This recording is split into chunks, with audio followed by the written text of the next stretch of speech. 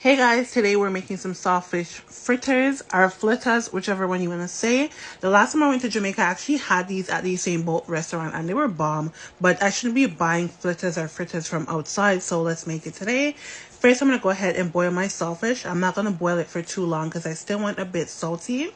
Then I'm going to go ahead and prep my vegetables. I'm going to chop up my scallion, 1 tomato, onion, and pepper and some thyme.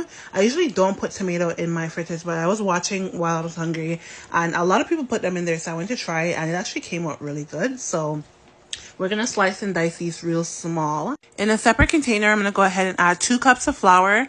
I'm going to do 1 teaspoon of baking powder. I'm going to do 1 teaspoon of black pepper. And I do add salt. I just add it to the mixture later on. I'm going to go ahead and add all my dry seasonings. And then I'm going to add my saltfish. My saltfish has been boiled, it's been soaked, and it's been picked. And I don't boil it too much because I do want it to still be a little bit salty. I'm going to go ahead and add water gradually. I'm not going to pour it all at once because I don't want my batter to be too loose. I'm going to go ahead and add my salt here.